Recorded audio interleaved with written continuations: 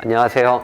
반려동물 영양학에 대한 진실을 파헤치는 시간, 설령운즈 시간입니다. 오늘은 비타민 D에 대해서 말씀드리려고 해요. 제가 준비한 이유가 두 가지가 있는데, 첫 번째는 예전에는 비타민 D가 칼슘 대사와 관련이 있다고 이렇게 좀 설명이 많이 되어 있는데, 2000년도 들어와 가지고는 다른 여러 가지 기능이 있다는 것이 많이 밝혀졌거든요. 특히 종양성 질환이라든가 콩팥 질환 또는 다른 심장 질환 같은 내과적 질환과 관련해 가지고 비타민 D에 대해서 말씀드리려고 하고, 두 번째는 요즘 많은 보호자분들이 자연식, 그래서 집에서 만들어주는 식단을 좀 많이 급여하시는 분들이 많은데, 보호자분들이 좀 고려를 잘 안 하시는 영양소가 두 가지가 있어요.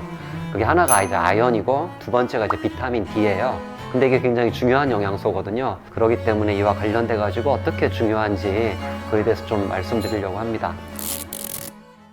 우선 비타민 D는 필수 영양소고 지용성 비타민인데, 이 섭취되는 형태가 두 가지 형태가 있습니다. 첫 번째는 식물성 비타민 D, 그러니까 비타민 D2라고 얘기를 하고요. 두 번째 동물성 비타민 D, 비타민 D3라고 얘기를 하고, 사람의 경우에는 햇볕을 받아도 비타민 D3를 합성을 해낼 수가 있습니다. 근데 고양이 그리고 강아지의 경우에는 햇볕을 받는다고 해가지고 합성을 할 수가 없고요. 식물성 비타민 D2, 이거는 버섯류에 좀 많이 들어있는 건데, 섭취하더라도 체내에서 활성화된 형태인 비타민 D3로 변환시켜줘야 되는데, 강아지의 경우에는 그 변환 능력이 사람에 비해서 현저히 떨어지고, 고양이의 경우에는 거의 없다고 보시면 돼요. 그래서 개와 고양이 모두에서 비타민 D를 충분히 섭취하게끔 하기 위해서는 동물성 형태인 비타민 D3를 급여하는 게 좋겠다. 그리고 비타민 D의 주요 역할들을 보게 되면은, 원래는 그 체내 칼슘 농도를 좀 일정하게 유지하는 역할을 하는 그런 기능으로 잘 알려져 있었습니다. 칼슘 대사로 여겨졌고, 그리고 뼈 발달 등과 관련된 역할들이 가장 많이 언급이 됐었거든요. 근데 2000년도 들어와 가지고 여러 발표되는 논문들을 보면은 여러 가지 다른 중요한 기능들이 있다라고 많이 이렇게 연구가 돼 있습니다. 그래서 그런 연구들에 대해서 좀 살펴보도록 할 거예요. 우선 개와 고양이 모두에서 D3가 체내에 부족할 경우에는 혈중 비타민 D 농도가 떨어지겠죠. 첫 번째, 종양성 질환의 위험도가 증가한다라는 연구가 여럿 있습니다. 여기 보시면은 논문들이 쭉 나오죠.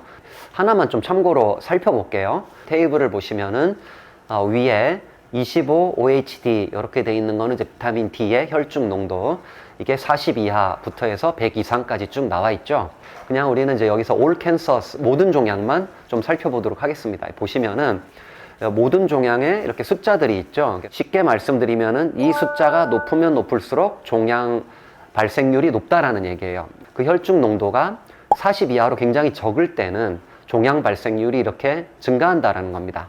그리고 100 이상인 경우에는 종양 발생률이 현저히 줄어드는 것을 우리가 확인할 수가 있습니다. 여러 연구들에서 종합적으로 얘기하는 것은 비타민 D의 혈중 농도가 밀리리터당 100나노그램 이상이면은 모든 종양의 발생률이 감소한다라고 우리가 얘기를 하고 있습니다. 개와 고양이에서 뿐만 아니라 사람에서도 비타민 D의 혈중 농도가 높으면은 암의 발생률이 감소한다, 또는 진행을 늦춰준다라는 그런 연구도 많이 발표되고 있습니다.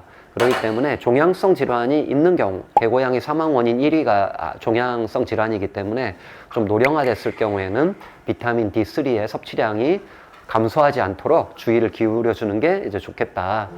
그리고 그 비타민 D의 충분한 섭취 는 이런 종양성 질환뿐만 아니라 내과적 질환에서도 도움을 줄 수 있다라는 그런 연구가 굉장히 많이 나와 있어요. 그래서 예를 들어 가지고 만성 콩팥 질환이 있는 경우에 섭취량이 부족할 경우에 발병률이 높았다라는 연구들이 있어요. 만성 콩팥 질환 환자들한테는 비타민 D3가 부족하지 않도록 잘 주의를 좀 기울여야 된다라는 겁니다. 그리고 또 다른 연구를 보면은 입원견 또는 입원묘들의 경우 비타민 D의 혈중 농도가 높으면 높을수록 사망률이 감소한다라는 그런 연구도 있습니다. 여기 보여지는 논문입니다.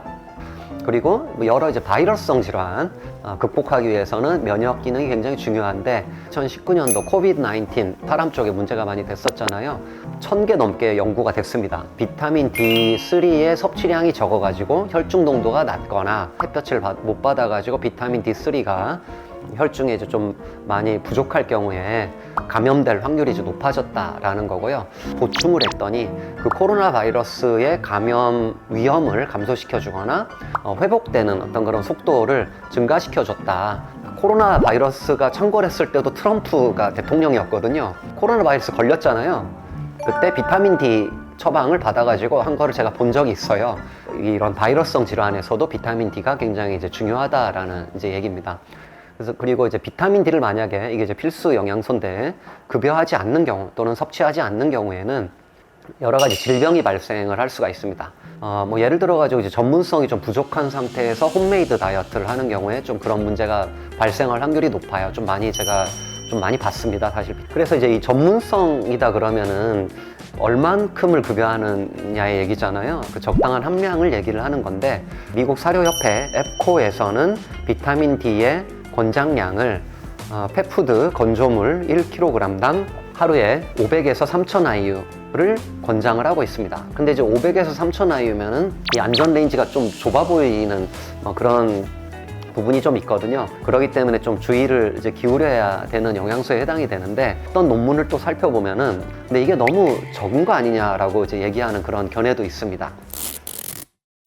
영양의 목표는 주식을 통한 영양 균형 그리고 뭐 영양제 같은 것을 통해서 이제 건강 증진을 도모하는 게 영양의 목표라고 이제 볼 수가 있는데 에코 기준량으로 비타민 D를 이제 그 섭취하는 경우에는 영양 균형은 맞추는 데는 전혀 문제가 없습니다. 하지만은 건강 증진을 도모하기에는 좀 적은 양일 수도 있다라는 이제 그런 해석이 가능한 논문입니다. 그래서 이제 이 논문을 보면은 비타민 D의 섭취량을 5구간으로 나눠 가지고 26주간 급여를 한 겁니다. 혈중 농도를 쭉 모니터링을 한 거예요. 그래서 이제 그 비타민 D의 농도 함량을 보게 되면은 건조물 펫푸드 1kg당 제일 낮게 넣은 게 795.7. 그러니까 에프코 기준에 제일 낮은 게 500이었잖아요. 거기 뭐 비슷한 수준이죠. 그 다음에 이제 3087.3. 요거는 에프코 기준에 3000 하고 거의 비슷한 수준이라고 보시면 돼요. 그 다음에 이제 5500, 7300, 그 다음에 거의 10,000 정도 되는 9992. 이렇게 이제 농도가 계속 올라가죠. 에코에서는 3000 이상을 넘기지 않는 것이 좋겠다라고 했는데 이 논문 결과를 보면은 10,000까지 넣었는데도 다른 어떤 혈액학적 수치에 변화를 주지 않았습니다. 뭐 700을 주나 9000을 주나 건강상으로는 거의 동일했다는 얘기예요. 그리고 이제 두 번째 결론은 비타민 D의 혈중 농도의 차이인 거죠. 그래서 이 여러 가지 종양성 질환이 있는 경우에 또는 뭐 여러 내과적 질환을 예방하거나 치료하는데 필요한 비타민 D의 혈중 농도 아까 이제 말씀드렸는데 100나노그램이잖아요. 그래서 이제 100나노그램이 250나노몰하고 같은 수치입니다. 그래프가 나오는데 밑에 가로축은 이제 숫자들이고 세로축은 비타민 D의 농도. 그래서 이제 이게 250 이상이면은 모든 내과적 질환에 도움을 줄 수 있는 그런 혈중 농도가 되겠죠. 위아래로 이렇게 좀 편차가 있잖아요. 이게 이제 모든 강아지를 두고 봤을 때 평균은 250이지만은 어떤 강아지는 250 이상이었고 어떤 강아지는 250 이하였다라는 얘기예요. 그래서 모든 강아지가 250을 넘기는 수치가 바로 한 5,500이 되는 거죠. 이 결과적으로 얘기하는 걸 보면은 비타민 D의 함량이 펫푸드 1kg, 건조물 1kg당 5,500 이상이 돼야지 모든 강아지에서 이제 목표 혈중 농도인 250을 넘길 수 있다라고 이제 얘기를 하고 있습니다. 그래서 이제 이 논문에서 말미에 얘기하는 거는 그런 내과적 질환이 있는 강아지, 뭐 고양이도 마찬가지입니다.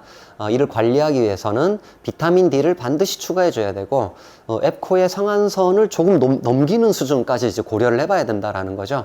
참고로 저의 경우에는 개인적으로 제가 영양 상담 진행할 때 건조물 1kg당 3,000에서 4,000, 뭐 4,000에서 5,000까지도 필요에 따라서 적용하는 그런 경우가 많습니다. 그리고 이제 여기서 주의할 거는 이 최대 허용량, 이게 3,000으로 에코가 세팅한 이유가 1kg당 4,000 IU의 비타민 D3를 급여했더니 대형견 자견, 이제 연골 발달이 잘 안 됐던 그런 케이스가 있어가지고 에코에서 이제 3,000까지만 하자라고 얘기를 한 건데, 당연히 대형견 자견을 대상으로 급여하는 음식인 경우에는 3,000을 넘기지 않는 것이 좋겠죠. 대형견 자견이 아니더라도 비타민 D를 너무 과도하게 급여하는 경우에는 부작용이 발생할 수 있습니다. 고칼슘 혈증이라든가 다음 단요, 물을 굉장히 많이 마시거나, 또는 이제 힘이 없거나, 또는 이제 밥을 잘 못 먹거나, 그러니까 식욕부진과 같은 그런 문제가 생기는 등의 임상 증상이 나타날 수가 있고요. 그리고 이제 심한 경우에는 신부전, 연부 조직이 이렇게 석회화된다라는 그런 문제도 발생을 할 수가 있습니다. 실제로 비타민 D의 중독증이 보고된 사례가 있는데, 그 사례들은 좀 아이러니하게도 펫푸드 회사에서 비타민 D를 포뮬레이션 할 때 비타민 D를 너무 많이 집어넣어 가지고 발생한 것들이 많이 보고되고 있습니다. 이렇게 굉장히 과도한 양이 배합 실수로 들어가다 보니까는 이런 임상 증상이 나타나고 일부는 사망하기도 했습니다. 그렇기 때문에 이제 건강한 경우 대형견 자견이 아니더라도 비타민 D가 너무 많이 섭취되지 않도록 당연히 주의를 해야 되겠습니다. 자, 그래서 오늘 말씀드린 내용의 핵심은, 첫 번째, 영양의 목표는 영양 균형과 건강 증진이다. 비타민 D도 이제 거기에 해당이 되는데, 근데 이제 홈메이드 식이를 하는 경우에 전문성이 좀 부족한 경우, 특히 비타민 D에 결핍을 초래할 수 있기 때문에 반드시 챙겨줘야 된다. 두 번째는 비타민 D3의 경우 영양 균형을 잡아주는 것 이외에 건강 증진 효과가 있는데, 좀 더 많은 양을 급여했을 때 만성 내과적 질환 도움을 줄 수 있다는 겁니다. 이게 이제 오늘 제가 말씀드린 핵심 내용이 되겠습니다. 자, 오늘 비타민 D에 대해서 말씀드렸습니다. 다음 시간에 또 뵙겠습니다. 감사합니다.